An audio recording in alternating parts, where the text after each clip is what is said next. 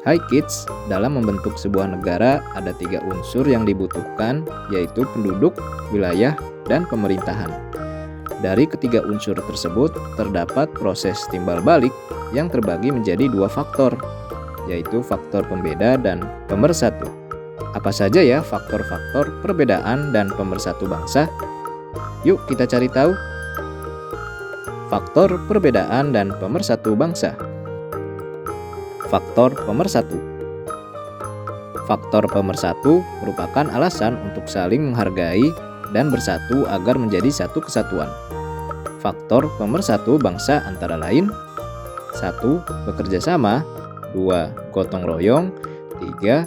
Berorganisasi, 4. Kerja bakti, 5. Musyawarah, 6. Saling menghormati. Sebelum kita lanjut videonya, jangan lupa klik tombol subscribe dan tombol loncengnya ya. Faktor perbedaan. Faktor perbedaan merupakan faktor yang sering menjadi pemicu suatu perbedaan dan perpecahan.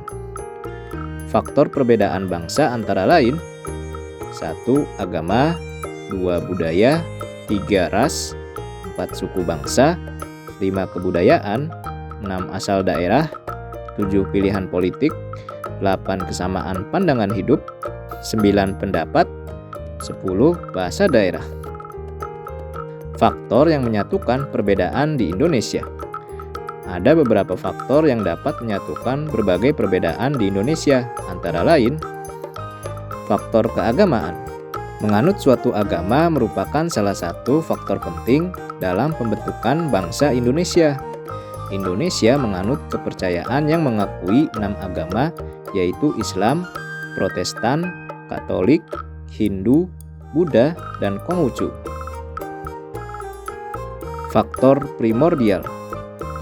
Terdapat pandangan hidup antar daerah Indonesia yang erat dengan dasar adat istiadat, tradisi, dan nilai budaya. Wilayah dan sejarah Indonesia. Indonesia merupakan negara yang luas dan memiliki banyak pulau di dalamnya. Hal lain yang menyebabkan persatuan antar wilayah karena adanya kerajaan-kerajaan yang menghimpun secara bergantian sejak dahulu. Nah, itulah faktor pemersatu dan perbedaan bangsa yang ada di Indonesia. Kita cari tahu yuk faktor pendorong munculnya organisasi nasional. Faktor pendorong munculnya organisasi pergerakan nasional. Hai kids, sudah pernah mendengar tentang organisasi pergerakan nasional? Organisasi pergerakan nasional merupakan bagian dari sejarah kemerdekaan Indonesia. Organisasi pergerakan nasional ini dipelopori oleh orang-orang terpelajar untuk melawan penjajah kolonial. Organisasi pergerakan nasional bertujuan untuk mencapai kemerdekaan. Salah satu tujuannya untuk menumbuhkan kesadaran politik serta mengusahakan hadirnya lembaga pendidikan dan sosial. Lalu, apa saja ya faktor munculnya pergerakan nasional Indonesia? Kita cari tahu yuk. Faktor pendorong munculnya organisasi pergerakan nasional. Berdasarkan situs Kementerian Pendidikan dan Kebudayaan atau Kemendikbud, ada 2 faktor munculnya pergerakan nasional di Indonesia. Faktor eksternal. Faktor eksternal merupakan penyebab yang berasal dari luar bangsa Indonesia. 1.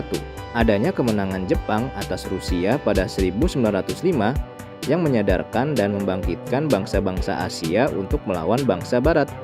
2. Timbulnya paham-paham baru di Eropa dan Amerika yang masuk ke Indonesia. Contohnya nasionalisme, demokrasi, liberalisme, dan sosialisme. 3. Munculnya gerakan Turki Muda atau All Indian National Congress 1885 dan Gandhisme. 4. Kebangkitan nasional di Asia dan Afrika. Sebelum kita lanjut videonya, jangan lupa klik tombol subscribe dan tombol loncengnya ya. Faktor internal. Faktor internal merupakan penyebab yang berasal dari bangsa Indonesia.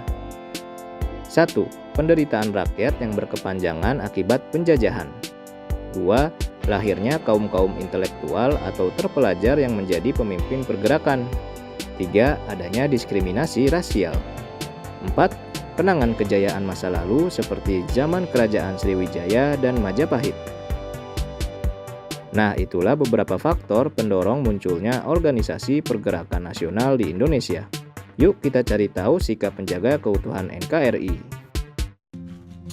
Hai kids, sebagai rakyat Indonesia kita harus ikut menjaga keutuhan Negara Kesatuan Republik Indonesia atau NKRI. Negara Kesatuan Republik Indonesia atau NKRI merupakan negara yang berbentuk kesatuan dengan bentuk pemerintahan republik yang bernama Indonesia. Indonesia merupakan negara kesatuan sejak proklamasi kemerdekaan RI pada 17 Agustus 1945. Pancasila merupakan pedoman untuk menjaga keutuhan NKRI dan menciptakan rasa cinta tanah air. Semua warga negara Indonesia harus menjaga dan melindungi NKRI dari berbagai macam hal yang bisa mengancam keutuhannya. Bagaimana caranya? Kita cari tahu bersama yuk. Sikap penjaga keutuhan NKRI. Cinta tanah air. Cinta tanah air merupakan sikap berbakti kepada negara dan bersedia berkorban membela negara.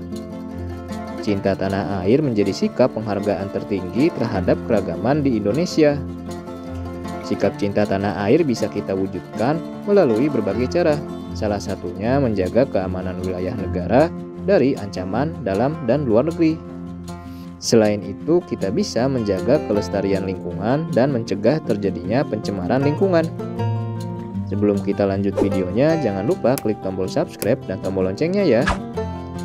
Membina persatuan dan kesatuan. Salah satu sikap untuk menjaga keutuhan NKRI dengan membina persatuan dan kesatuan dimanapun kita berada. Tahukah kids, semboyan Bhinneka Tunggal Ika mencerminkan persatuan dan kesatuan bangsa Indonesia. Walaupun kita berbeda-beda, tapi kita tetap satu. Untuk membangun kesatuan bangsa, kita harus membina persatuan dan kesatuan. Rela berkorban. Rela berkorban merupakan salah satu sikap terpuji yang dilakukan oleh seseorang tanpa memandang timbal balik. Rela berkorban juga diartikan sebagai keikhlasan dan kesediaan memberikan sesuatu yang dimiliki untuk orang lain maupun bangsa dan negara. Mengutamakan kepentingan bangsa termasuk sikap rela berkorban untuk menjaga keutuhan NKRI. Nah, itulah sikap yang bisa kita lakukan untuk menjaga NKRI. Sampai di sini dulu ya videonya. Jangan lupa like, komen, subscribe, dan share ke teman-teman lainnya ya kids. Bye-bye!